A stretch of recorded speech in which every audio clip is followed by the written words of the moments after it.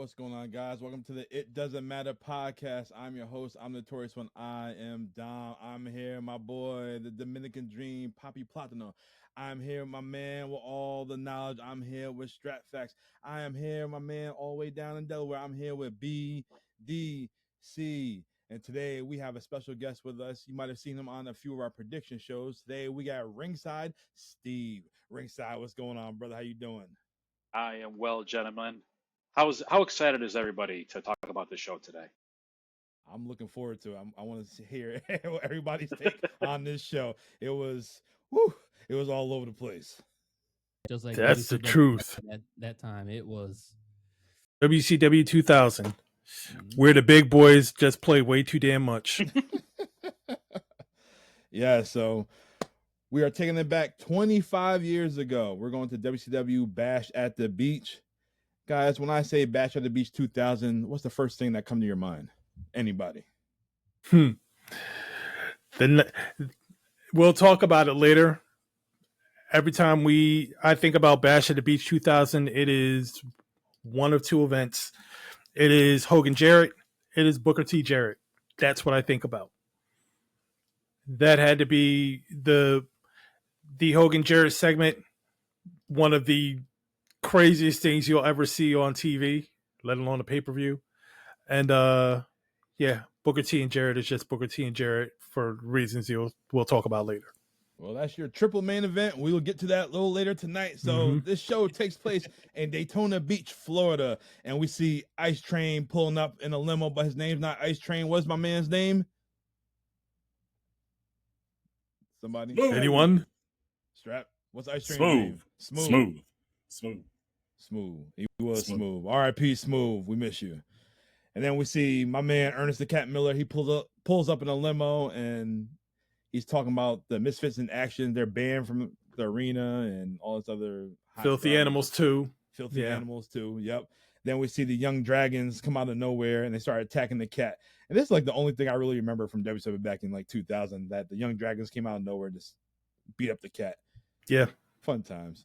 A very, very young Jimmy Wang Yang for people who don't recognize him immediately. He was, I think, in that first segment, he was the one all the way to the left. He was the skinniest of the three. That was Jimmy Wang Yang. And the one under the mask is Jamie Noble. Are you serious? Yeah, Jamie Noble. Yeah. And then I believe the other guy was Kaz Hayashi. Am I right, John? Yeah. Yep. Bless you.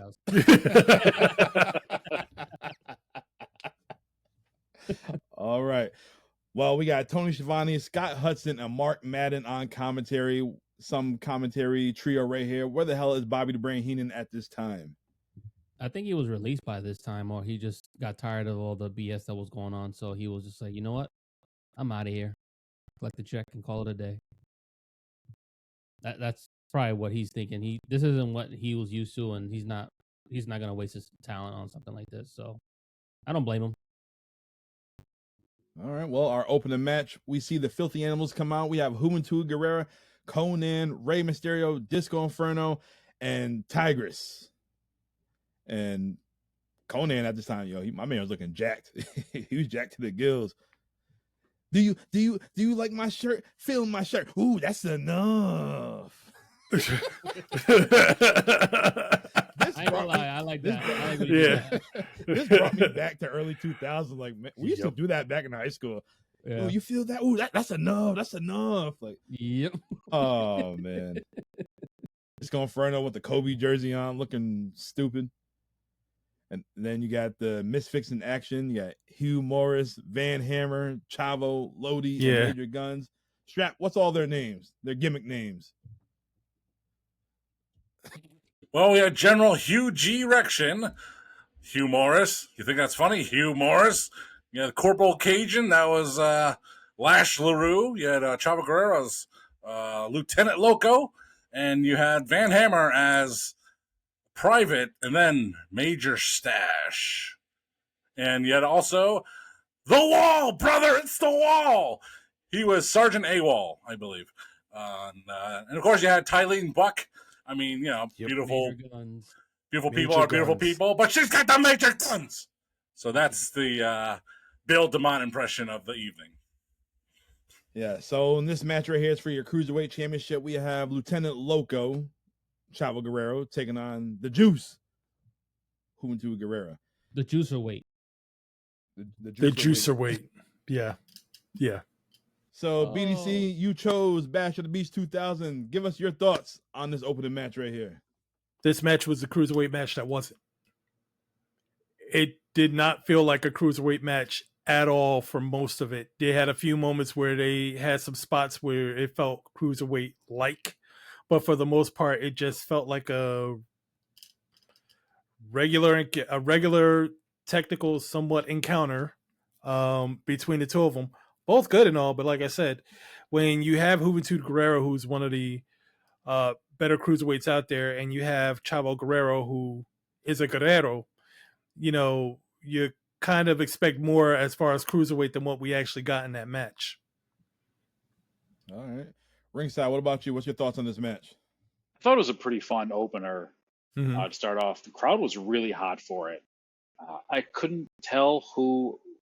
I think the Filthy Animals were supposed to be heels, but they were pretty popular. They were pretty over in general, especially when Conan came out and really hyped everybody up.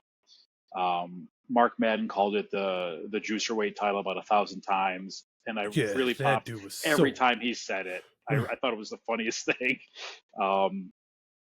And then towards the end, so everybody got kicked out. All the managers, everybody got kicked out, sent to the back. They all came. The Filthy Animals came back out in masks. I thought it would have been really funny if Rey Mysterio came back in his mask that he lost the year before. I thought that would have been pretty fun, but he had a generic whatever he had on. That actually would have been quite funny. Yeah, I thought it, but I thought it was a good match, a good open. Crowd was hot. Both guys were over. Crowd was into it the whole time. And I always loved Chavo's Tornado DDT. It was always so crisp, so good. Yeah. So the finish of the match, we see Major Guns distract the Juice, Juventud Guerrero, with her Major Guns, and Lieutenant Loco hit the Cruiserweight, the Tornado DDT for the win for the Cruiserweight title. Yep. Boom. Which technically was his title. Juventud stole it from a week prior.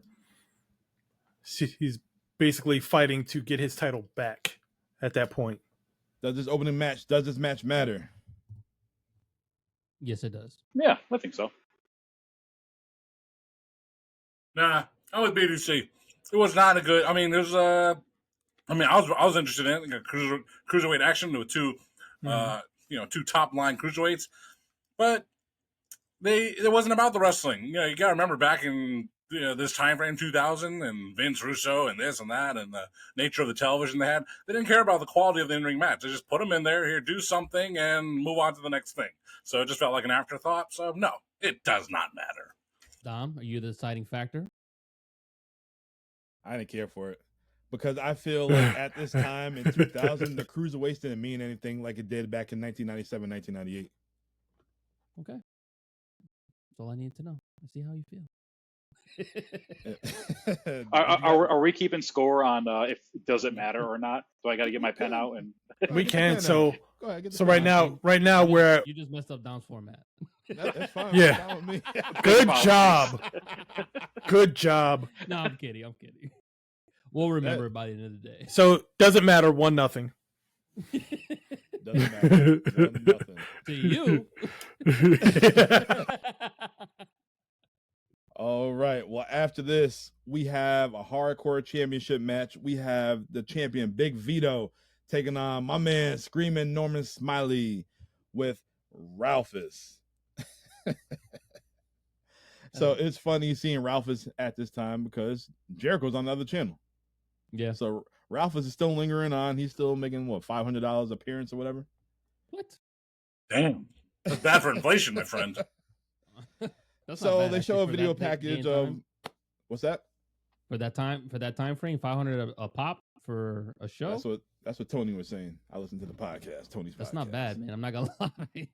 No, I just saw a clip of Kevin Owens with doing that interview with Cody Rhodes, and he's like, "Man, I was charged to promote $600."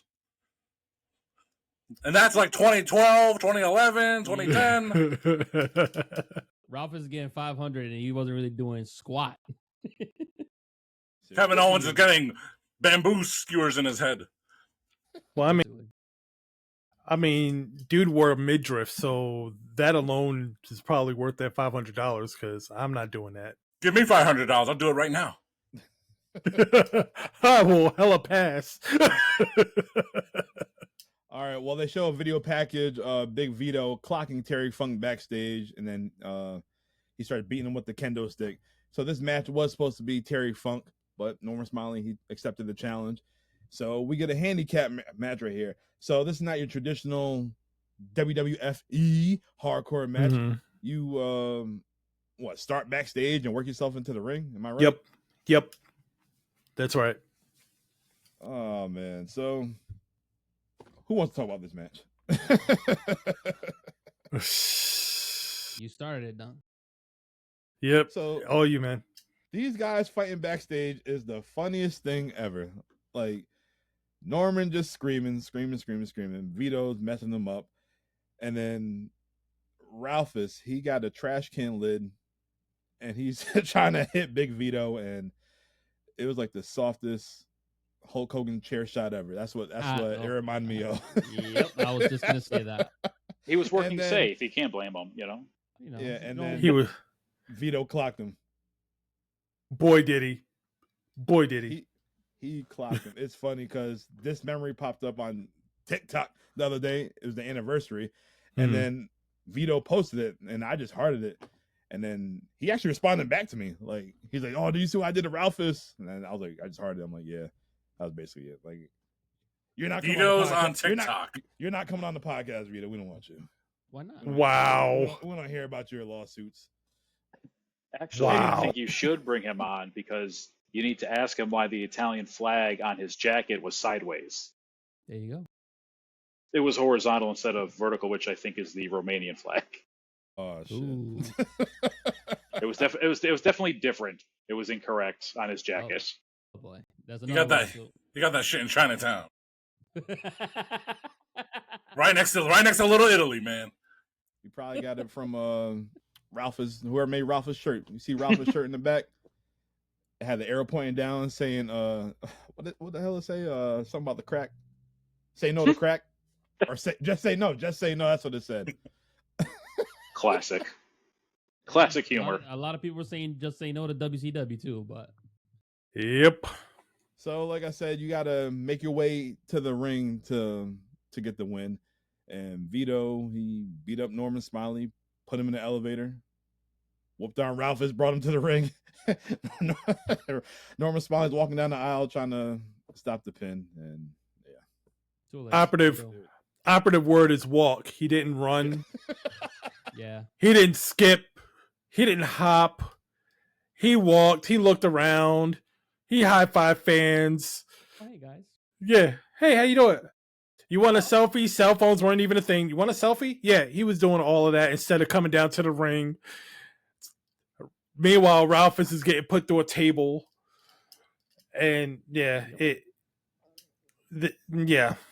yeah. All in all, this match doesn't matter. That's all I got to say about it. It doesn't matter over the 2-0. 2-0. 2-0, it doesn't matter. Unanimous. This is the unanimous one. Yeah. Ringside. Dom seemed to like it a lot. It was interesting, but I don't care about it. But Ringside, what are your thoughts on the WCW Hardcore division at this time, or WCW Hardcore division in general? Bad, like backyard wrestling. Bad, you know. They tried stuff. I remember when they brought in Sandman as hard, and I'm like, oh man, Sandman's coming. That's so cool. And then he was Hardcore Hack, and I'm like, oh, this is a choice. Like everything else they were doing around that time period. I mean, it was fun. This match in particular. I do like when he put Norman Smiley in the elevator and set him down. Like that's good comedy, you know, like it really is. But it's just bad. It's like I said, it's backyard wrestling style stuff. They never brought it to like even WWE's hardcore division at the time. There's a lot of silly stuff, but then every now and again, Steve Blackman would hold the title, or Rob Van Dam would hold it, and then it got serious for 3 months. Then it'd be like a joke again. Whereas I feel WCW was always a joke the entire time, including the physical championship itself, which they did not secure the rights to license for merchandising, which is why the replica belts they sold were totally different than the one that was on TV. So just classic WCW 2000 stuff. All right, well, our next match, we have Daphne taking on Miss Hancock in a wedding gown match. And guys, these ladies, RIP Daphne, they are wrestling or fighting over David Flair. Yeah. Can we vote right now to see if this matters or not? Can we do that first? The funniest thing before we all know it doesn't matter, but the funniest thing, the funniest line I heard in this match is Sky Hudson saying, "Why are they fighting over this fruitcake?" Yeah. Yeah, you got me. Yeah. That was hilarious. I gotta say, I know Conrad Thompson's mad at him to this day. That could have been his other sister-in-law, but no, he chose somebody else. So David Flair. Yeah, so we get a cat fight. They rip David's pants off. They rip Slick Johnson's pants off. Yep. I'm trying to figure out why it was his referee shirt tucked in his underwear. I have no idea, bro. He didn't want that Slick Johnson out. Oh man, It's so funny because they pants David Flair, and David Flair just totally no-sold it. Didn't even acknowledge it happened, and then they pants the ref, and he's just beside himself. He had the shirt in his underwear, just so funny. I thought, he was the highlight of the match. Easily. Yeah, I would be too if I had my tidy. Yeah, I would be too if I had my tidy whities. And my referee shirt tucked in my tidy whities. I'd be losing my shit too. Then Crowbar comes out. He takes his pants off. Yeah, I mean, you got Stacey clearly there. So yeah, it's kind of hard to keep him on. Sorry. And then what was it? I think Daphne was getting ready to cut David Flair's hair, and then Hancock said everybody knows what they want to see, and then she takes her skirt off, and then man just sitting in the ring like this. Yeah, it just went left quick. It went left quick. Unnecessary. If we were just gonna see Stacey go out here and strut that ass, just go out and do it. Screw it. Yeah, don't need a match. Yeah, you really didn't. Oh and again, Eric Bischoff, fuck you again. Bischoff, well, he was still there, but no. You know why, Dom? You know why? What? Could have had her on Playboy. Had the nerve to say, "What's your dad gonna think?" Shut up, Eric. Tell me when I'm telling lies, Dom. Stupid ideas Eric's got in his head. Shut up. Shut it. All right, well, our next match is for the WCW Tag Team titles. We have the perfect event of Sean Stasiak and Chuck Palumbo taking on Kronik, Brian Clark, and Brian Adams. Yo, those guys.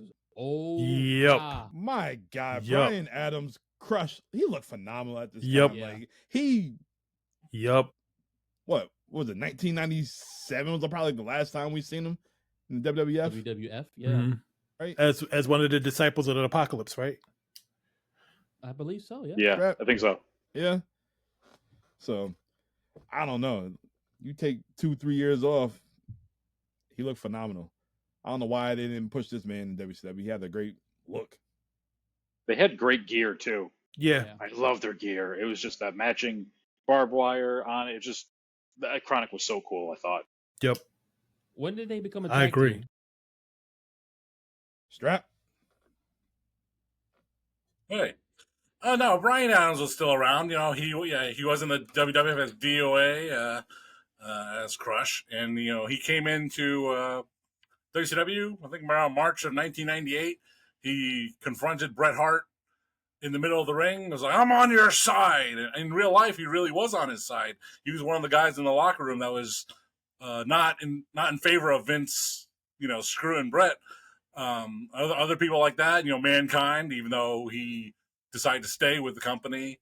Undertaker obviously didn't like it, but Rick Rude definitely didn't like it. I mean, he was already going to leave anyway, but so Bret Hart did have friends in the locker room from the many years being in the Federation.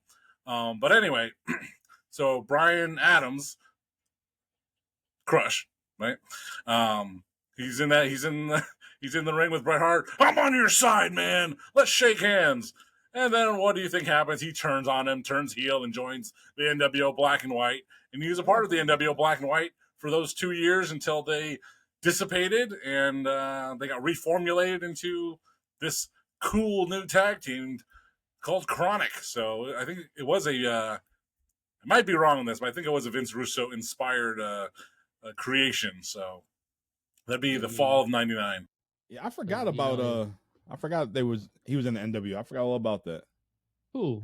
Brian Adams, Crush. He was in NWO. Yeah, I forgot. He had the jeans on, the faded black jeans. I remember. Hollywood, or he wasn't in. Damn it, DOA, shut up. yeah, he was in Hollywood, NWO Hollywood. Yeah. Where was after Wrath? Where he go? He just like disappeared. Yeah, he disappeared too. Yeah, he was getting a push. Wrath and Mortis were a tag team, and for a period of time, try to log this in your Nitro recaps. They had a Tuesday Nitro, and one of the main events was Kevin Nash squashing that monster Wrath with a jackknife powerbomb, pinning him 1, 2, 3, and that was pretty much the end of his push. Yeah. All right. Big sexy. Seeing Kronik at this time, they are WCW's version of the APA. That's what I thought. Nah, not even close, bro. Weren't they like some hitman backstage? I remember them at this time. They was like somebody's hitman. Yeah, the Undertakers. Wasn't that did the Harris twins come in as Vince Russo's heavies? Yeah, they protected him when he was a character. I think I don't know. I don't remember Kronik doing that. They might have. I don't know. Yeah, they did turn heel. They were Vince Russo's cronies for a bit. Kronik? Yeah. Okay, so yeah, all right. So I don't know if it was before or after this, but they were.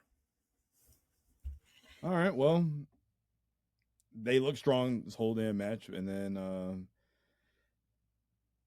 the Perfect Event started working on Brian Adams, hitting him with the chair, but long story short, Kronik wins with this powerbomb type flying forearm off the top rope. That's it. Yeah, it was literally a doomsday device into a powerbomb. It was crazy. It was crazy. Does this match matter? Match doesn't. The tag teams do. Yes, that was going to be my next question. I think Kronik mattered in this match. The Perfect Event, Something about Sean Stasiak, he has that punchable face.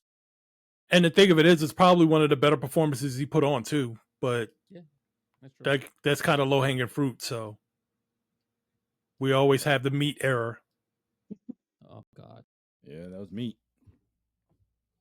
Jeez. Oh man, Ringside, what do you think about this match? I thought it was pretty fun. Up to this point, it was the best match. I thought, even though it was pretty sloppy, and there was just no tag rules, no countouts, you can just kind of chill out in the ring as long as you wanted to, which is fine. But yeah, it was fun. I forgot how fun Kronik were, but just big meaty men smacking meat, literally. Strap. I actually went to go wash dishes during this match, but when I came back to the living room, I was like, man, I've been away for a while. I hope the next segment didn't start. And Kronik just won the match, and then is on to the next commercial, the next segment. So, was I sad that I missed it? No. So, does this match matter? Not to me. No. We are 0. No. We are 0 for 4, huh? 0 for 4. All right, it doesn't matter. So after this, we see Ernest the Cat Miller backstage, and he's on the phone, and Jeff Jarrett walks in, and he asks, "Where's Hulk Hogan?" And if he doesn't show up tonight, that he's gonna ruin the whole show. Okay, Velveteen Dream. Then after this, we see the Young Dragons taking out the cat again. Well, I mean, he did tell him he did tell him they did a good job, and they just took it as we're gonna jump you again. What is it, like a training montage, or where they finally figure out how to get to the master? No idea. I don't know. But our next match, we have Chris Kanyon dressed as Positively Page, Diamond Dallas Page, and he's taking on Booker T. And there was a sign in the crowd said, "Come back, DDP." Strap, where is DDP at this time? I don't know. But what I do know is that Booker T got a huge reception here. I mean, it's a very infamous, that he was part of the he was part of the Misfits in Action. They brought him back to his old gimmick of GI Bro, which many people thought was really, really wrong of the company. And that fan turnover made him Booker T again. So, and the fans were just super behind him. So he was a very good choice to be in the main event later on this evening. Yes, all the fans are out there raising the roof. What was that? What are they doing? Raising the roof. God. What is it called? The other thing is not called raising the roof. What's it called, Dom? The scratch your back. Y'all just said it's raising the roof. But yes, the fans are loving Booker T. And these guys, Booker's looking pretty good. And he picked up a book and a brick fell out. The Positively Page book that Kanyon had. And yeah, the damn brick fell out. It was pretty funny later on in the match. Kanyon tried to hit him with the book, but no brick. No brick. Brick was sitting on the announce table and somehow managed not to see that. It was sticking straight up too. Yeah, so during the match, Kanyon, he takes the steel steps and he takes the chair and he hits the chair on Booker T's arm. I'm like, all right, there's a lot of interference, or not interference, but a lot of weaponry in this damn show so far. It's like there's no disqualifications at Bash at the Beach. It's all relaxed rules. They're trying to do the ECW thing. Kind of. Yeah. Oh, that's why it's dead. But, yep. But yeah, it was okay. It was all right match. Booker got. Wait, did Booker get the win? Yes, he did. Might be off. Okay, yeah, Booker did. Yes, he did. Win. Right, disqualification. Yeah, Booker goes on the top rope. Jarrett comes out and smacks him under the guitar.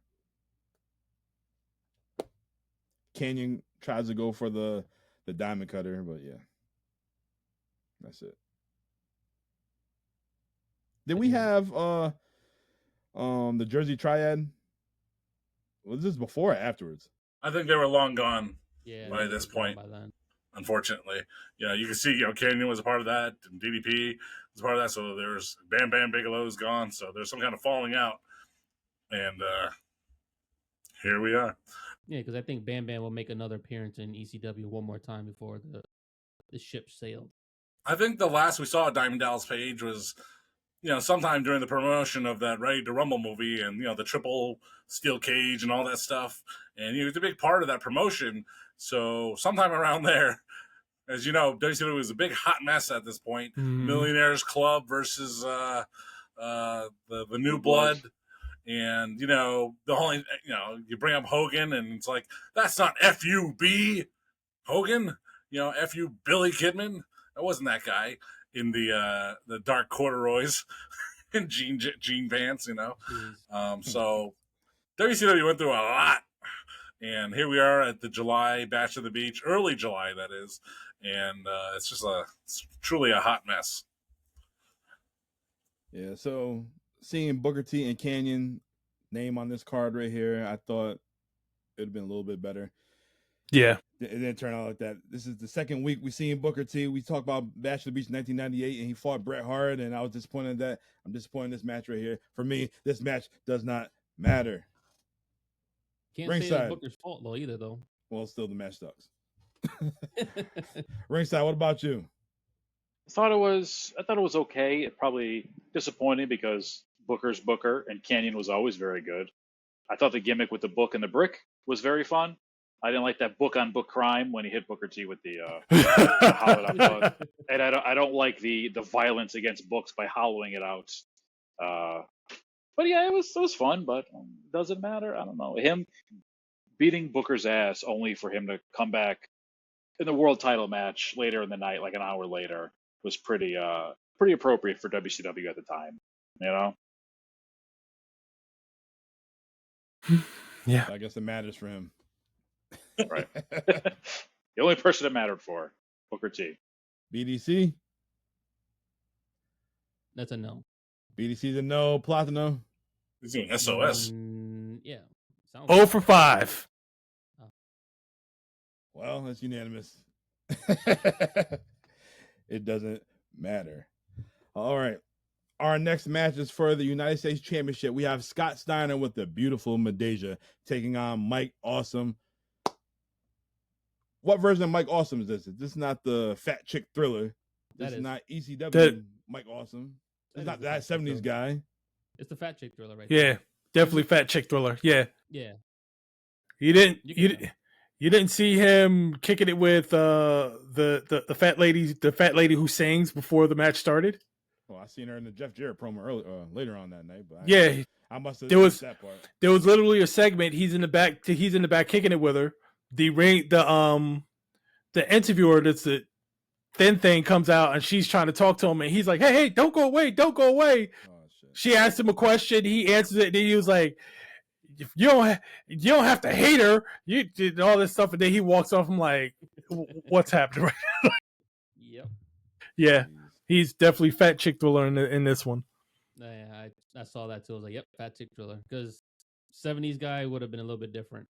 Yeah. We'd have bell bottoms. He had the hair. Mm-hmm. Bell bottoms. Definitely had the hair. Definitely had the hair. All right. Well, this United States Championship match, they were fighting through the crowd, which I don't understand. There was no count out. Well, they were fighting before they even got into the ring. So yeah, the match never really started. Until they hit the ring. Yeah. But I want to know what's up with Ernest the Cat Miller and Scott Steiner. That's what I want to know. That's what I'm trying to figure out. Yeah, the ending of that match was just not. Maybe Scott Steiner sent the Young Dragons after him. I don't know. Basically, if Scott Steiner used a Steiner recliner, he's gonna get stripped from the title for the title.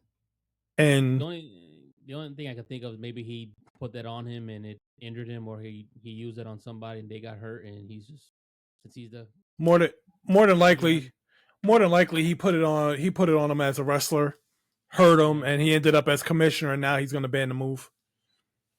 That could be it. All right, let's test your knowledge. Give us a rundown of Ernest Cat Miller's career in WCW. Ernest the Cat Miller, anything, it's kind of like if someone mentions an actor, and you just say, I've never seen anything with that actor in it. As a matter of fact, anytime that actor comes on TV, I know there's not a single movie that I enjoy that features this guy. Vince Vaughn. That, like, I'm kidding. Let's use Vince Vaughn as an example. Ooh. Okay. Dodgeball. I love that movie. I think it's hilarious. I didn't like it. Okay, but there's a lot of stuff that he's in that I know I don't like. So unless it's Dodgeball, I don't really care about any of Vince Vaughn's work. That's just one example. There might be one or two. Not my drink of choice. The Intern. But anyway, Ernest the Cat Miller, he's only responsible for two good things in the professional wrestling industry.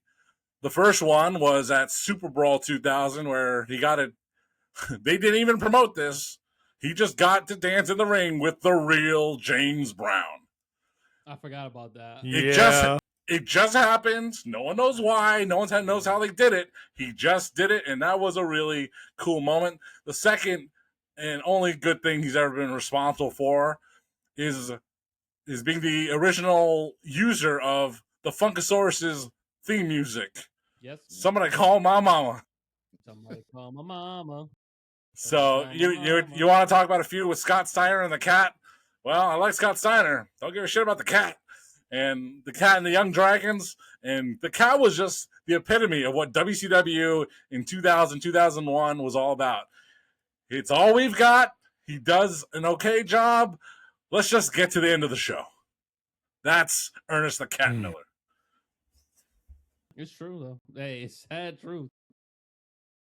Nice to see you on Saturday night's main event. Very entertaining. I like the guy, but yeah. Yeah, I mean, this dude literally got attacked earlier in the show. He got laid out 10 minutes prior, and he was out there just his normal self, like nothing happened. Yelling and screaming and all that yin yang. Did y'all like him as a commentator on Velocity, whoever show it was? No. Maybe. It's going down like a pot of neck bones. I think he was okay, but it's one of those things, and you'll notice. You didn't say that. That's what he said. Yeah, got a good stew going. But Ernest Guy Miller on Velocity as an announcer, I thought he was okay. He was kind of like, when Stevie Richards took over Sunday Night Heat, Stevie Night Heat, and he was doing his own thing with Victoria. And then one time Stephanie McMahon is like, "What are you doing?" He's like, "Oh, I got my own thing. I'm the general manager of Stevie Night Heat. It's my show." And they're like, "Stop that." and it stopped. It's like, what are you doing? Because no one's paying attention to these secondary shows. So these guys, like us, guys who try really hard, like Zack Ryder, they're trying to get over. They do, like Stevie Richards tried to, and then Vince sees it and says, "I don't like it. Stop doing that." Or any McMahon, right? Yeah. Because they're not the ones backing it. They're not the ones planning on it. They want it to be right on their watch, not on these guys' own dime and time. So Ernest the Cat Miller, he starts getting promos. He's going to debut on SmackDown as a wrestler or as a character. He comes out with, I think his name is Lamont, the little dude with the afro, fake afro. He does a little Royal Rumble appearance. And probably Vince was like, "This guy sucks. Get rid of him." And he's gone. Clip. Oh, yeah, you like Lamont? Lord. Yeah. You like Lamont, do you? Oh, man. That's funny. Yeah, I remember that. Wow. You just brought it back. So Good this match Lord. had potential to be match of the night with these two big, meaty men. But it didn't play out that way because the whole cat thing, and Steiner put him in the Mike Awesome, that is, Pronouns pal, put him in the Steiner recliner and got stripped. Yeah, he got stripped. After that, Steiner attacks the cat as he's walking back to the locker room, and he goes back and hit Mike Awesome with a nice T-bone suplex, and that's it. No, I mean, from what I was seeing, I was like, all right, this is gonna turn out to be a decent match, and then it didn't. All this begins, and I'm just like, Jesus, come on, man, this is no wonder why Mike Awesome didn't get over in WCW. They didn't know what the heck is going on or what to do with them. He was such a monster back in ECW, and then listen, granted, when you're 6'5" and everybody in your company's about 5'10" or 11, you're gonna look like a monster. But then you go to the big boys, you're just an average dude. It's a big change. So it sucks because he's such a talent, so good, and just used. Unfortunately, I think the overall thing about him was that they didn't know how to use him. They really, really didn't.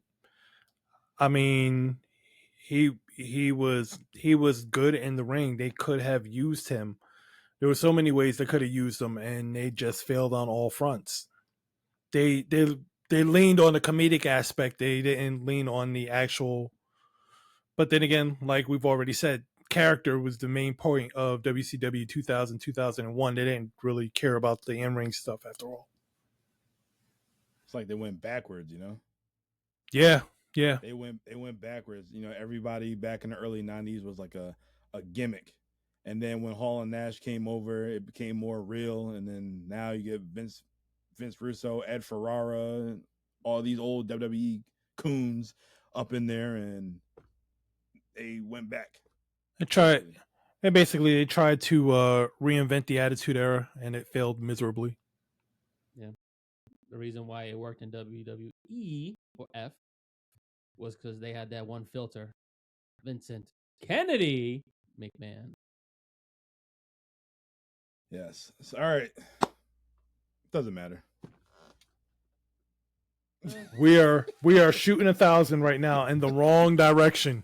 I'm about to go to the wild range right now. Oh, Lord. All right, promo for you guys. Thank you. You're welcome. Our next match, we have a graveyard match between the Demon Dale Torborg and Vampiro. And you keep telling me who this Dale Torborg is. Who the hell is he?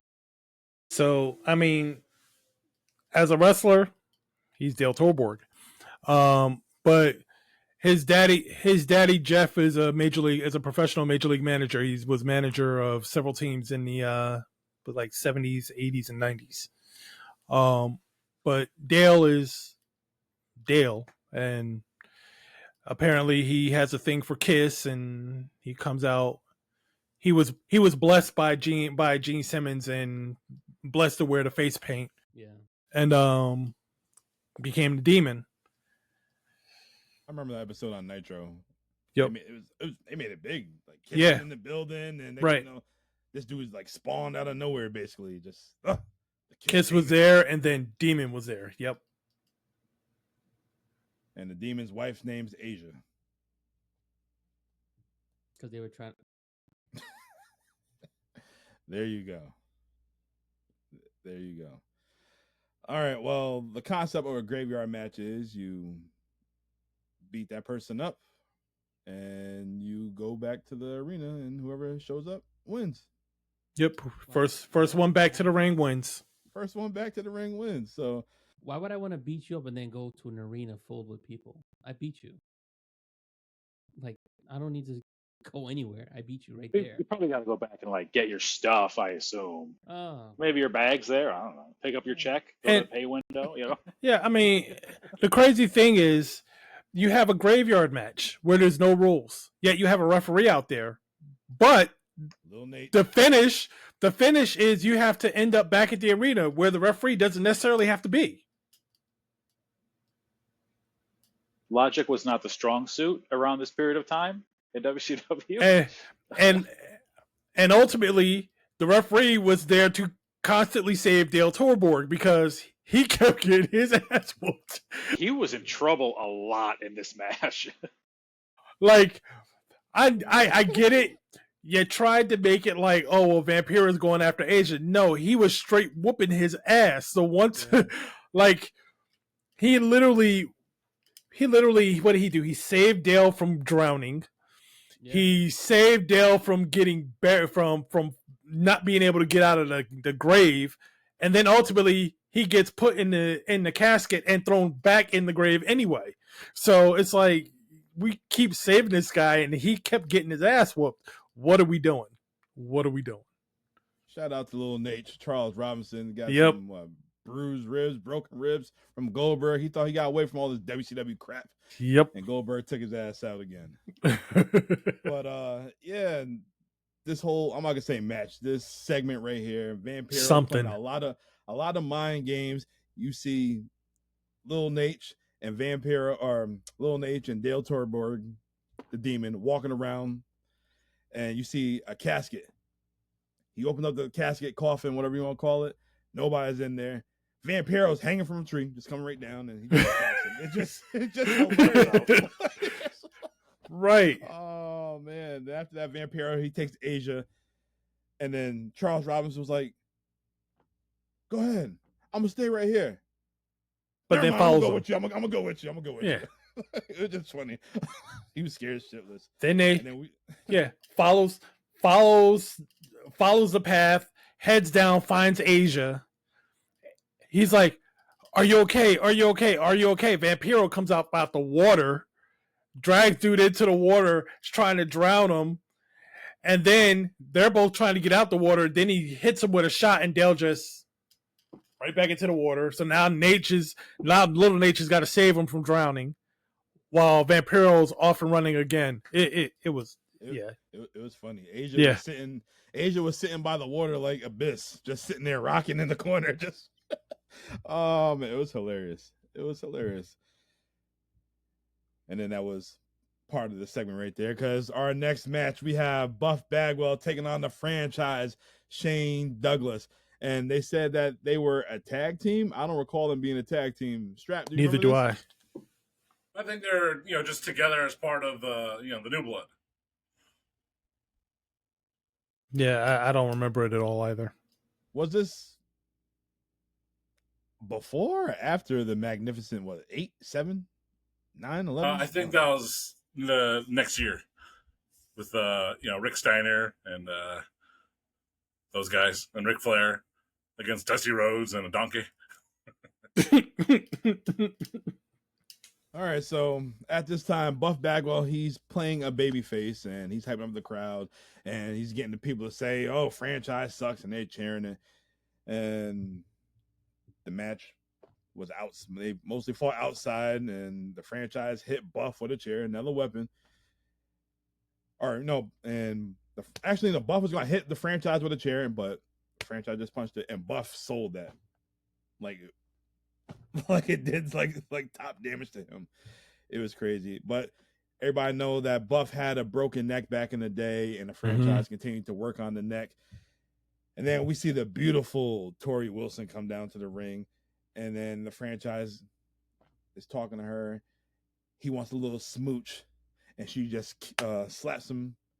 And then, Buff takes advantage. He's heating up, and while all this is taking place, Tori Wilson, she's on the ringside, and then she smooches with Buff, and then he's posing, and he spreads his legs open, and then whee, wham, bing, low blow. Like, what the hell? A lot of false finishes. Long story short, the franchise hit the, what's it called? The franchise? Franchiser, I think, maybe. Franchiser. Yeah. Which was like a very creative name. Yeah. Standing. It was a standing neck breaker. Yeah. Jaw breaker or something like that. It was dope. I liked it back in the day. And for the purposes of this match with a guy with a damaged neck, it worked 100%. Absolutely. Absolutely. Yes. Well, the franchise got the win, and he got a little smooch from Tori Wilson. Franchise he manipulated, and yeah. Tori looked good, by the way. She looked good. He did his franchise thing. Jesus, she looked good. This is true. I'm like, goddamn A-Rod. How the hell A-Rod bagger? How'd Billy do it? A-Rod I can understand. Billy. Wow. Yeah. All you gotta do is be chubby with a tan. I got shot. I'm halfway there. No tan. And she's already dated Dominican, so I definitely got a shot. Funny as hell. A-Rod ain't Dominican. Exactly.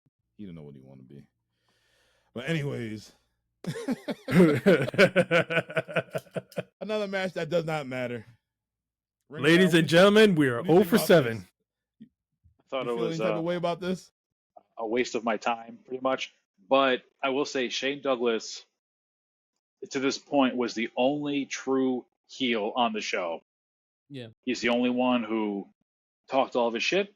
He backed it up. He didn't try to be cool. He just wanted to be the bad guy, and he succeeded. People, every other match, it was 50-50. Crowd was into everybody, but universally, everybody hated Shane Douglas, the whole crowd. So I think he did a very good job in his role, even though it was just garbage.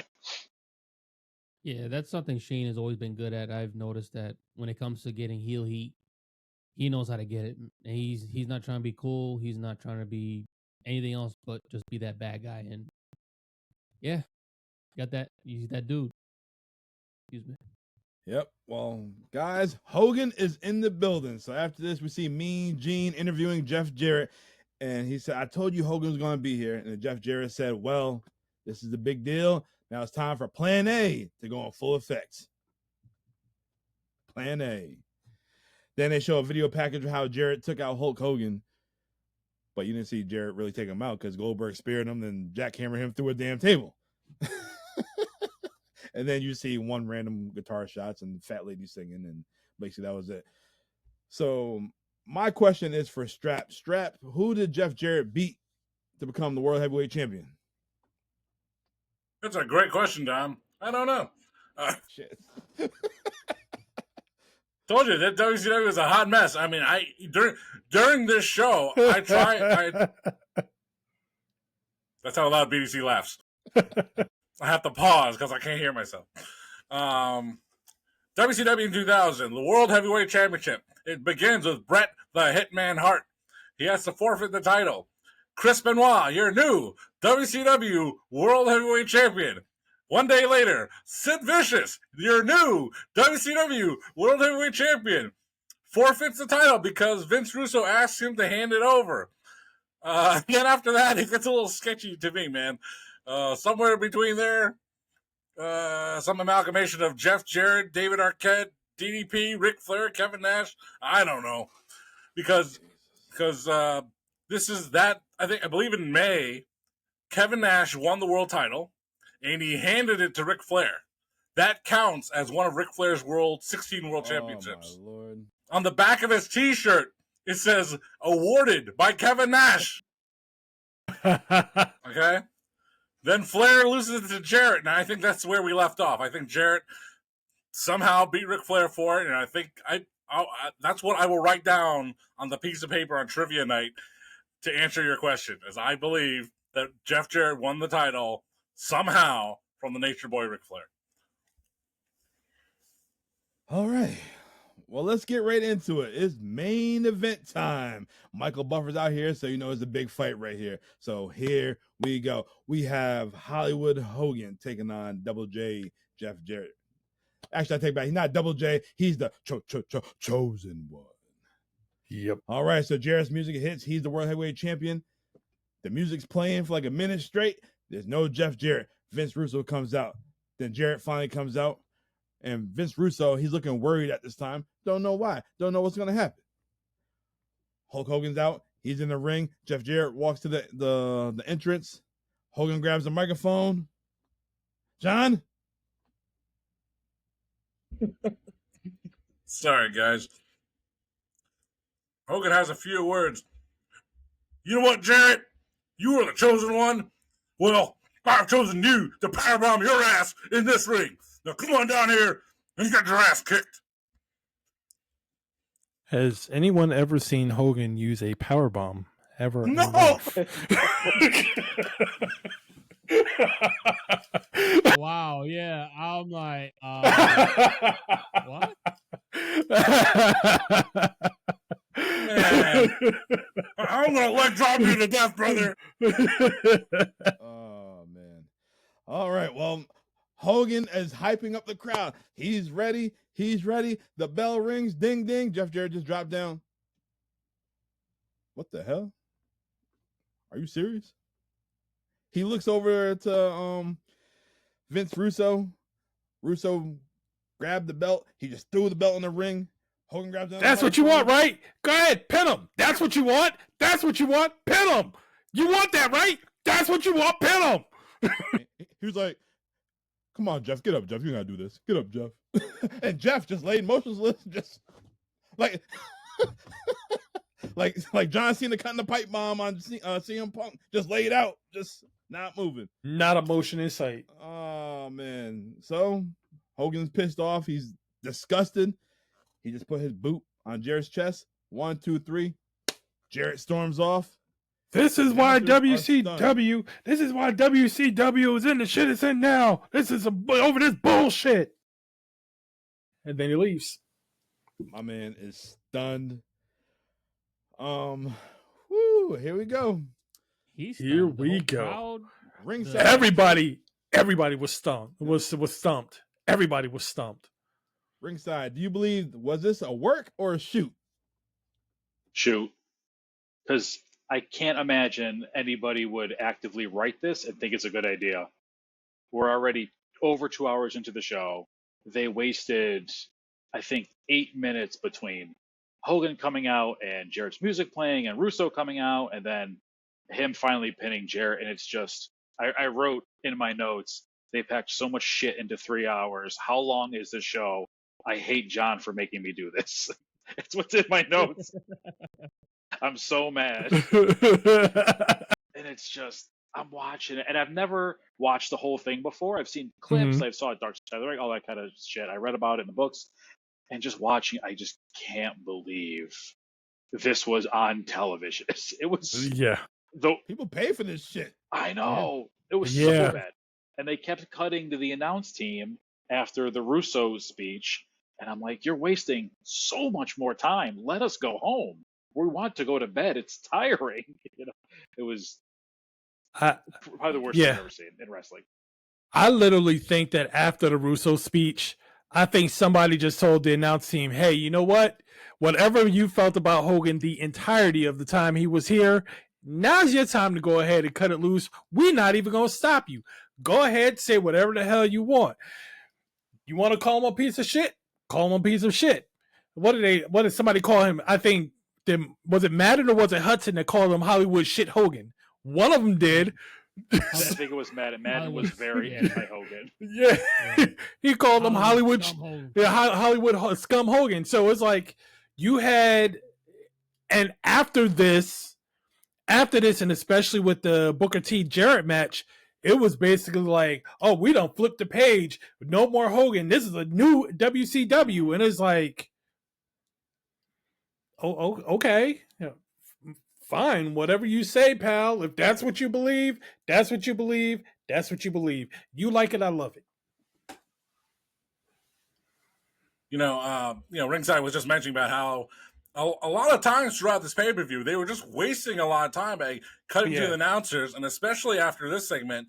But even before this segment, I think was it the Stacy Keibler and Daphne match? Was the wedding cake involved in that one? The cake. Yeah. They kept to the announcers, but they kept cutting back to the hardworking ringside crew trying to clean up this fucking cake that would refuse to be picked up. Using water bottles and water on the mats. And then they realized it's easier to just, because they wasted 5-6 minutes, they just flip the mats over. Yes. And I couldn't, I wrote that in the notes too. And we didn't get to it. And I'm just, atrocious. I'm very upset. Yeah. Very, very mad. Yeah. Oh, man. So, does this match matter? The hell do you think? I think this match matters significantly. This is one of the most important matches in WCW history. Legitimately. It was very much a big proponent of its downfall. Yeah, part of that, and then getting to Booker, and then the lawsuit with Hogan suing WCW. This match literally matters. It wasn't good. It was garbage, but it wasn't even a match. Yeah. Do you think this is one of the reasons why WCW shut its doors? They got bought out? They was already on their way out. Yeah. It was already on the way out, and this was the point where they were just throwing shit up against the wall to see what sticks. But I think, I'm with you on that, ringside. If once they saw this, they're like, yep, you guys can't even figure out how to book a freaking pay-per-view. We don't need this on our portfolio anymore. Don't need it on the books. Get rid of it. I've never actually thought about it until just right now. And the way you're framing it, it's like, you know what? You're right. Did this, WCW was already going down the toilet, right? But if they're already talking about selling the company or shutting down the television tapings or all that stuff, without the one guy everybody knows, Hulk Hogan, who's fast forward March 2001, is in a lawsuit against the company. Without him being an active member of the roster, WCW has nothing. Never mind what we think as fans or wrestling fans. They have nothing according to the AOL Turner execs. They don't have Hogan anymore. The only guy that brought them their fame and fortune, now that he's gone, because of this Bash of the Beach angle, you're right. This did put the nail in the coffin for WCW. Yeah. I mean, let's think about it. You had no DDP. For the most part, you had no Sting. Hogan was there for what he was there for. Flair. Yeah, Flair's not there. Scott Hall's not there. He's a big part too. Yep. People don't he's very underrated. Macho's not there. Success. I mean, these are all big names that helped propel WCW in the late 90s. All these guys are gone in one way, shape, or form. And how many guys did they develop on their way to this disaster? The ones that they developed. Just one. Two. Yeah. But the ones that were making themselves names, they became radicals. Oh yeah. They broke the walls down. I know. They another channel. It was too late. It was too late. You They were had to build them up at that time to get them to that next level. Like we talk about plenty of times, DDP should have been the one to break Goldberg's streak. Yeah. Yeah. He should have broke it that in should have been Halloween him. Havoc. I Should have mean, been him. while I appreciate that they put the Rapid Ascension on Booker T, they could have kind of done that years ago when they were too busy trying to push Goldberg versus the World. You know, Sting had a large part to do with helping WCW explode, and then all of a sudden you threw him on the Wolfpack and he became merely one of a group. So they made a lot of bad decisions that looked good in the short term, but in the long term they just were not good decisions. I'm not. Don't talk about Sting in the Wolfpack. You know John loves him in the Wolfpack. Yeah, sorry. I'm not gonna. It was a great. I love him. It was a great short-term decision. It was a great short-term decision, but it was a bad long-term decision because once you put him in there was no good way to get him out and get him on any type of level like he was before he went into the Wolfpack. There was none. I will just say this: Sting never became the main event he should have been. Right. In WCW.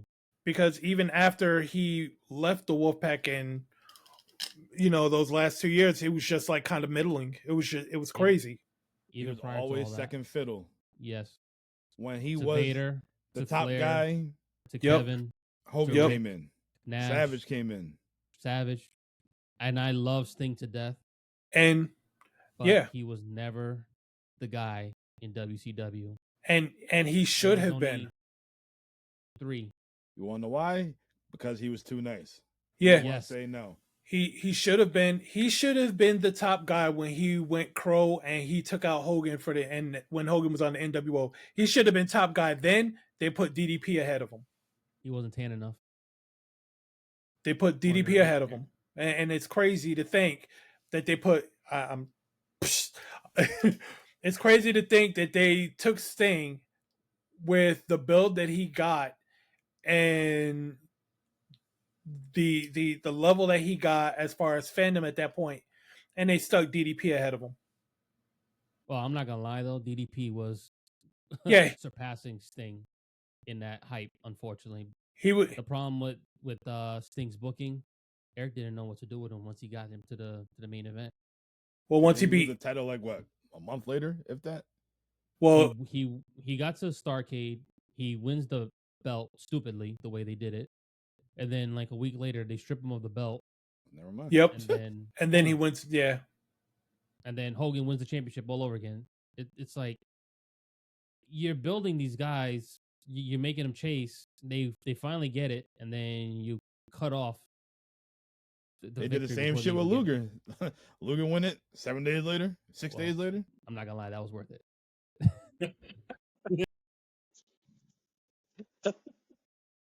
Lex was crazy. Yeah. That moment was so good that the action figure is the Ultimate Edition at the Walmart in Dallas, Texas.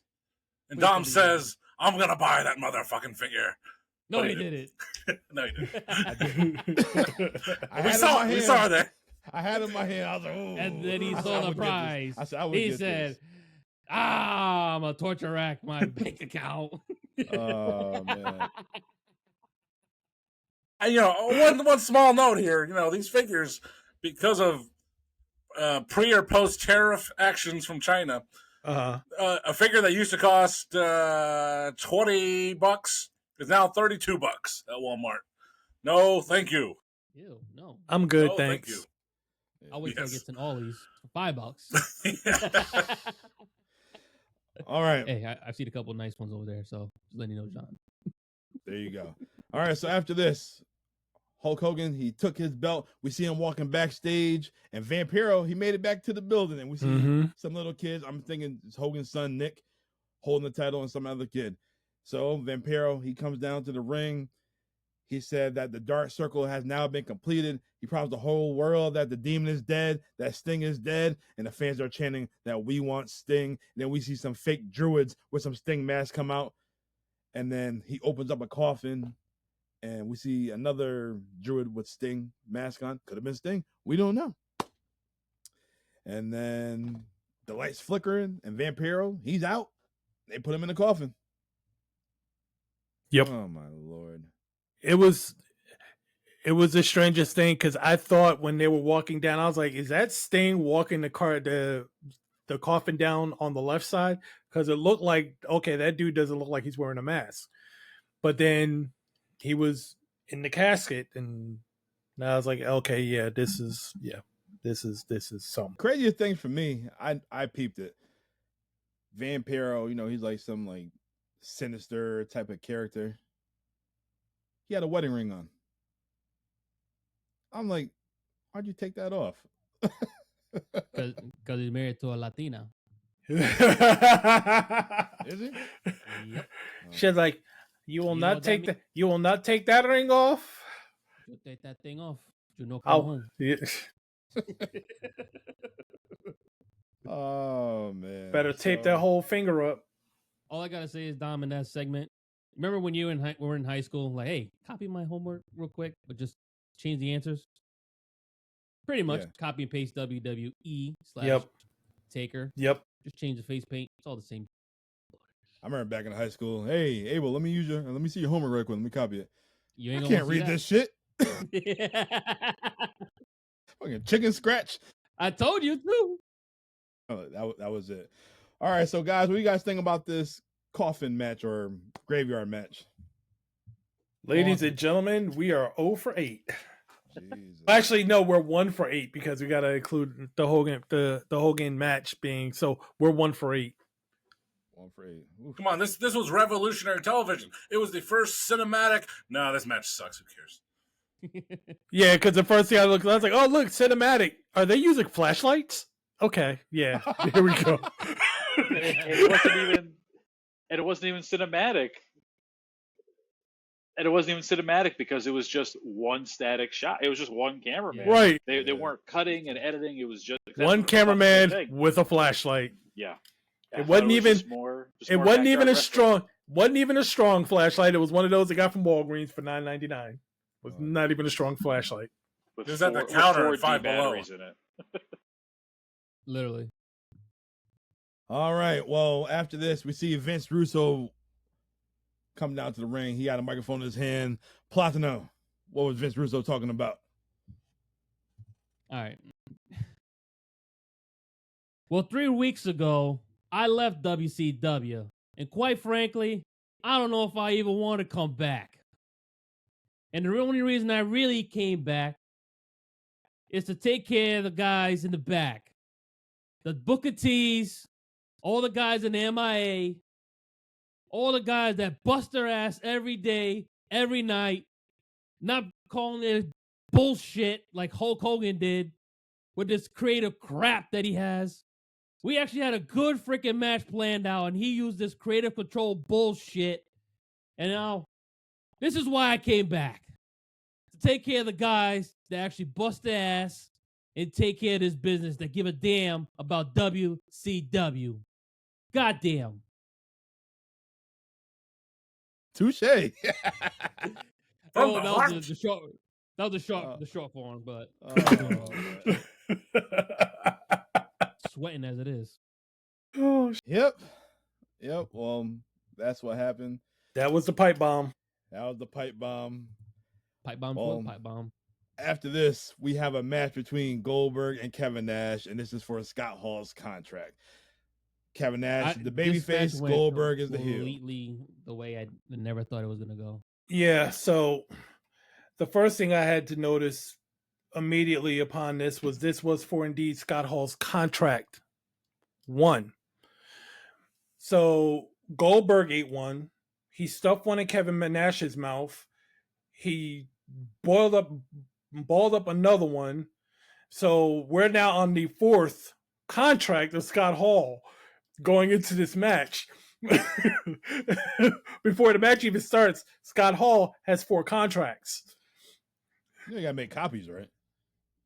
Well, got all the clauses in there, I mean, PTO, gotta be vacation. official, right? So you're gonna have 4 official copies. They gotta get the bonus in there too, showing up on time. Presidential ink on it. Bro, it's all about the copies. So technically, had Kevin Nash won this match, would that copy have been valid? Because it was just a copy of the original, which Goldberg ate a month prior. It's not legally or digestively binding.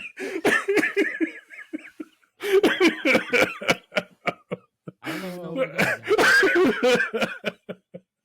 All right, well, I'm just gonna say, Yeah, please. Goldberg's the heel. Kevin Nash is babyface. He's trying to save his best friends to keep his His job. career, basically. And Kevin Nash was getting ready to hit the jackknife. Scott Steiner, he took out his boy, and then Goldberg speared the shit out of Kevin Nash. Jackhammer, 1, 2, 3. Goldberg wins. Scott Hall, bye-bye. John, did we see Scott Hall after this? After Bash of the Beast 2000? Did he make an appearance? Actually, no. So his last appearance was, I believe, is that a Super Bowl or Uncensored in a 3-way for the world title with Sid and Jeff Jarrett, I believe. Yeah, I was actually really looking forward to this match. It's Goldberg, it's Kevin Nash. It's two big hosses. They had Scott Steiner and Mike Awesome were two big meaty men, but it just didn't really click. I think they tried really hard in that earlier match, Steiner and Mike Awesome. It just didn't really click. And you had this match here, and I just liked it, because I had the action figures, I had all of them, the WCW guys, and I love pairing Goldberg and Kevin Nash together. I thought it was great. But this match was like advertised as 4 minutes long, and that's what it was. And even before the match, Kevin Nash is making his entrance, and he sees Scott Steiner. He's like, "Scotty, you got my back, right?" And Scotty's like, "I'm busy right now." He's making out with Medeja or something, Right? And that was supposed to lead. That was supposed to be heelish. That was like, foreshadowing. He was like, "Come on, Scotty, get in the game. My game's over here." Yeah, Okay. Yeah. And if I can back up just a little bit, also back to the Vince Russo promo. I think we're talking about if this is a work or a shoot. I think the whole thing, and you might this is again from one of those Dark Side of the Rings, the Nitro books, one of those things. Like the whole thing was a work until Vince Russo called Hogan a big bald bastard or something like that. Yeah. Keyword bald something. Yeah, That's what pissed Hogan off. That's what made it a shoot. Up until that point, it was still a work. So that's what I believe for that segment anyway. Don't call Hogan bald, brother. Him and Mach, man, they just did not like being called bald. Sensitive. Yeah, Ricochet has more, gusto than these guys. Hogan and Macho. Ricochet got something else to be gustoing about. Mm-hmm. Sam I am. Lucky bastard. All right, but what were they doing with Goldberg at this time? He was a heel. He came back the month before because Eric Bischoff and Vince Russo announced a big surprise for the Great American Bash, and they didn't have one. The only thing they could do was turn Goldberg heel. And Goldberg like Sting, and maybe Ricky the Dragon Steamboat, even though they never did it, they liked being babyface. They didn't like being heel.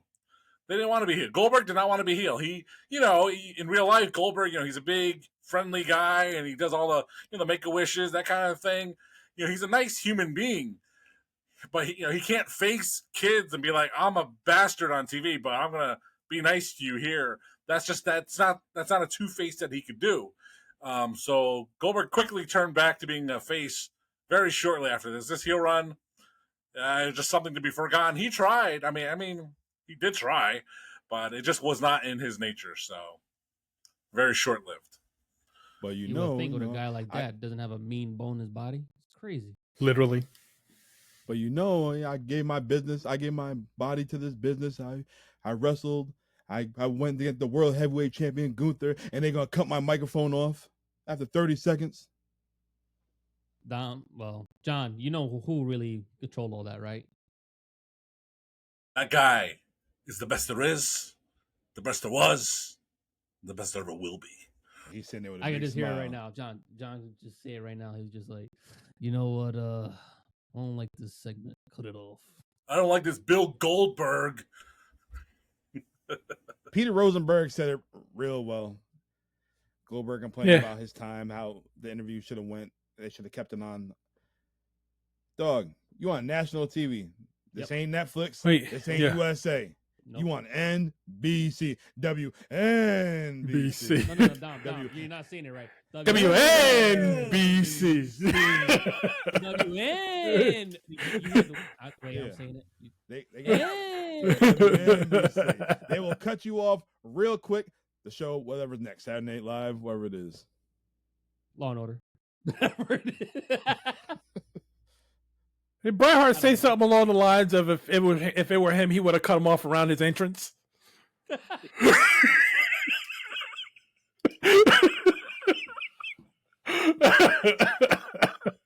never injure nobody.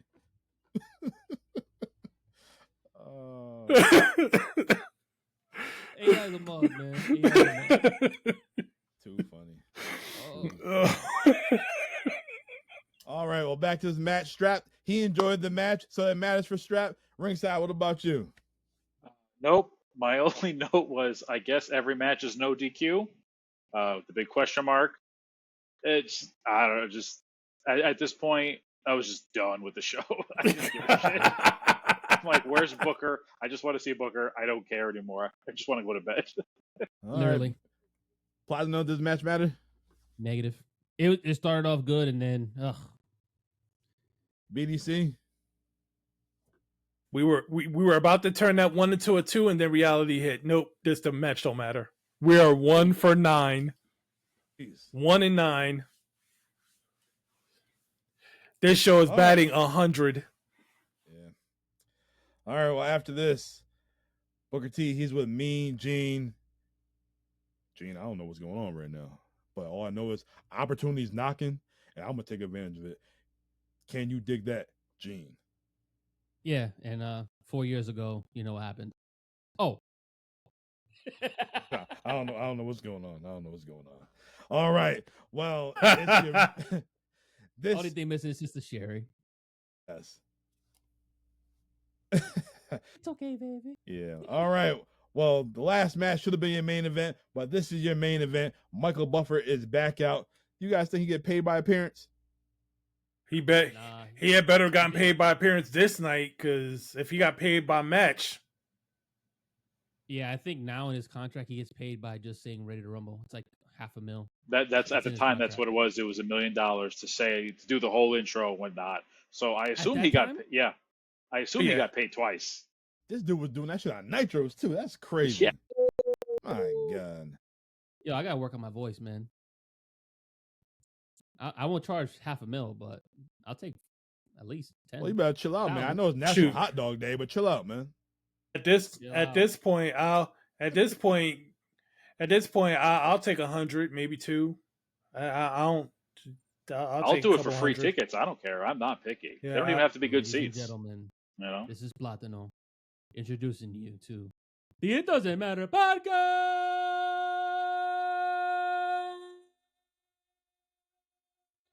I can keep going. I just don't want to. And we paid him nothing for that. Yeah. Nor will we ever. I like Michael Buffer, but I do like his brother Bruce. Yeah. Bruce. Fight night. Yeah. Yep. Yep. Oh man. All right. You gotta watch the story on how he found out that was his brother too. Yeah, was he adopted or something like that? I forget how that happened. He didn't even know that was his brother. Wow. Because Michael was like at least, I think, 15 years older than him. So it doesn't matter. All right. Well, this match does matter. I'm saying right now, it does matter. In your main event, we have Booker T taking on the champ. I thought Hogan was the champ, but whatever. Against Jeff Jarrett.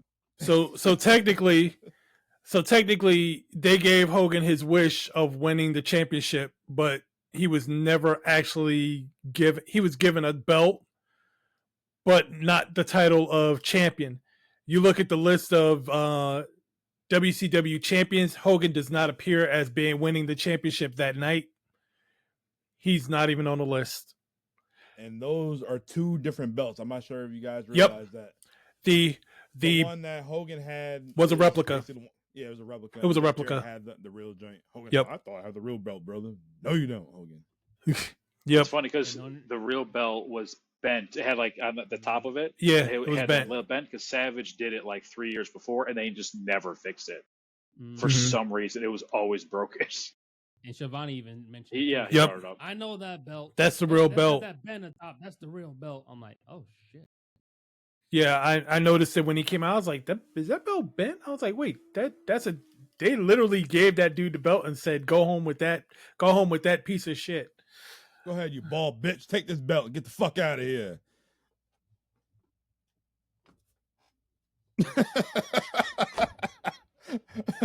Basically. Can you imagine you going on that play and you're like, all right, I got the.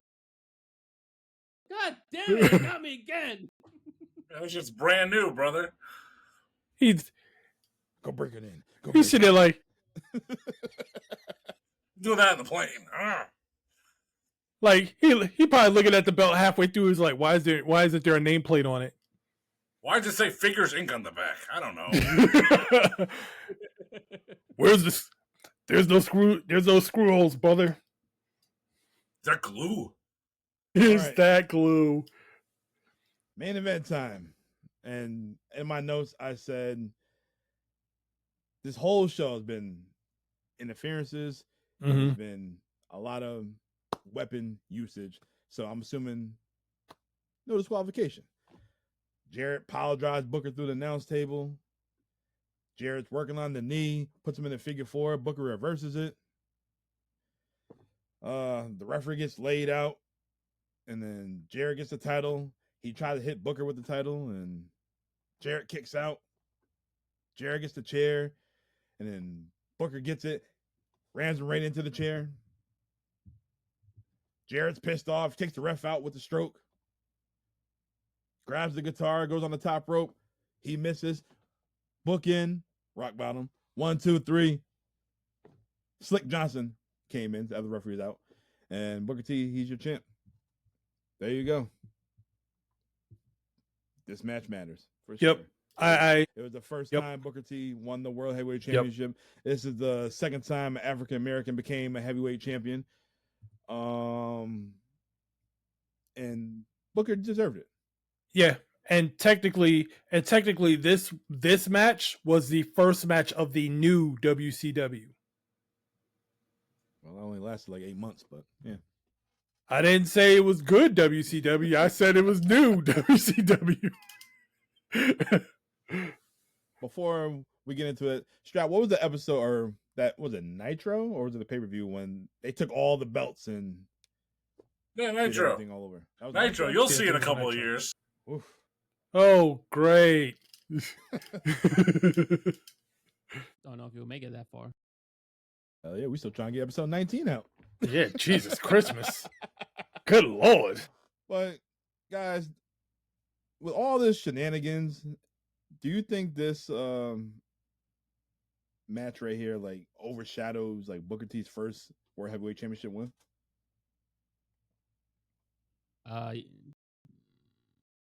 Yeah, I'll let you answer that, BDC. It is, I would say, to a degree, only because if you really think about it, we already saw him fight once. We saw Jarrett basically tank. He basically tanked the match. He technically is not the champion because he got pinned, but he wore the championship into the ring. You know, in every other aspect that's not a title match, literally they basically said Hogan won the championship but got stripped, but they don't even acknowledge the championship win. So there's a whole lot of variables that overshadows the fact that Booker became WCW champion for the first time. And it's a shame because he didn't need to win it that way. He didn't really need to win it that way. But, you know, ultimately, like he said, it was an opportunity. He jumped on it. But I think there was a lot of things that overshadowed it. And you would have to literally remember the Hogan Jarrett segment to remember how Booker T actually won the championship. they both tie together. You can't do one without the other. Oh yeah, he beat Jarrett for the title, but didn't he beat Hogan for? Oh, that's a whole nother story. They're always tied together.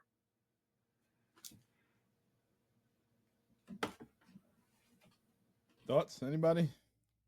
I mean, you can say that about anything, man. Like, can you tell a story of Kofi Mania without Mustafa Ali? Good old Mustafa Ali. If Mustafa Ali didn't get injured by Randy Orton or whoever it was, does Kofi Mania happen? Is Mustafa Ali part of his story? Not really, but without it actually happening, there is no Kofi Mania. True, but the difference is we're talking about Mustafa Ali, who people know but don't know, versus Hulk Hogan, who everybody knows. And there's a difference between Mustafa Ali getting legitimately injured and they're having to throw an audible versus basically your worst episode of reality TV showing up and happening on real time in the middle of a pay-per-view.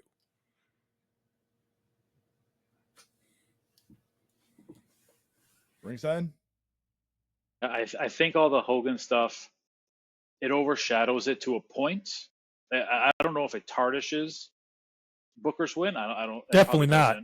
Definitely not. He still had to earn that. And the crowd was so.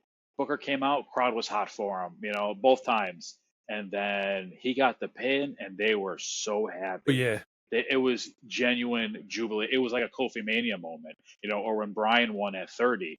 It was just like the crowd was so happy because it's kind of like, oh, our guy finally got it. Yeah, we love Hogan, we love Savage, Sting, etc. But like Booker was definitely a new generation guy, if you want to look at it that way.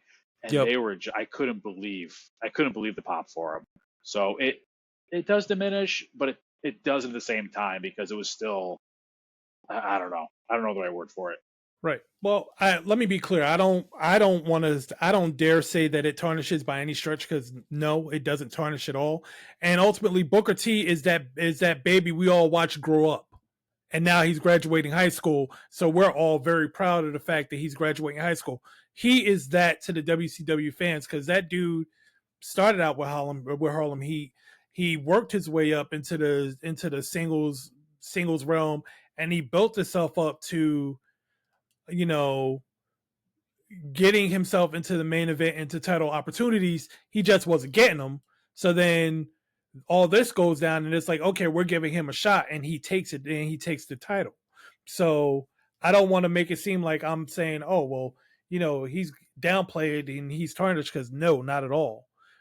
It's just that, like I said, a lot of that nonsense overshadows. But ultimately, he's a homegrown talent, and you watch this homegrown talent come in there and finally take it after people waiting so long for it to happen. Because he really deserved it. Literally deserved it years ago. At this point, this is 2000. I'm saying by like 90, 98, he deserved to have at least a decent title run, and he didn't get it. So 2 years too late, but he got it. He won it 2 years later, and yeah, and we all know he's a five-time WCW champion, and he got it. That was it. So I guess we can all say this show does not matter. I don't have to ask you guys. Nope. We don't have to watch it again. 2 matches out of 11. 2 matches out of 11. And just like I said before, so much wasted time, just dead air. They went back to the commentators 100 times throughout the night just to get their reactions. And I like John will tell you, when we're sitting next to each other at WrestleMania, and there's 20 minutes in between the end of one match and the start of the next one, I'm just dying there because there's video packages, there's the entrances, there's all the pomp and circumstance, right? And this was just garbage time wasting, just so much. And I had to split it up into 2 separate watches, but I couldn't take it. It was so bad. Yeah, so Bash at the Beach 2000, it does not matter. You don't have to check it out, but check us out though. But next week, It's Platino's pick. And we're going to do a little in your house. This time, Canadian Stampede. I'm going to run through the card right quick. And we're watching the whole show because it's only 4 matches. 2 hours. Dream. All right. In our opening match, we have Hunter Hearst Helmsley with China taking on Mankind. In our next match, oh Lord, here we go. John's gonna laugh. The Great Sasuke taking on Taka Michinoku. Ooh, for the light heavyweight title? No. Ball ramen. Too early. In our next matches for the WWE Championship, we have The Undertaker taking on Vader. Number 1 contender, Vader. Yes.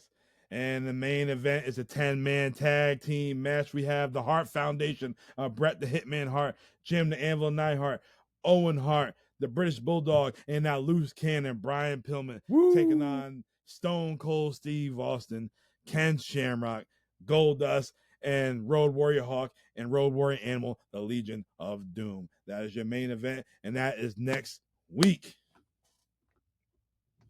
Look at that. Look at that. Look at that. Yes. Quality over quantity. Quality over quantity. Absolutely. Yes. Ringside, you're more than welcome to join us if you want to relive that. It definitely would be the highlight of the month compared to this garbage you guys made me watch today. This week. Wasn't me. BDC. Well, all right. That makes all the good content, not gonna lie. Yes, it makes great content. Well, we're going to wrap this up. I am the Notorious One. I am Dom. I'm here with StratFacts. I'm here with BDC. I'm here with Platinum. I'm here with my guest, Ringside, Dan, Steve. It doesn't matter, whatever you want to call them. It's Ringside. We bring to you the It Doesn't Matter podcast. Remember to like, subscribe, share, comments. Reach out. We want to hear from y'all. And we will see you guys next time. And I don't want to see that bald bitch again. Boom.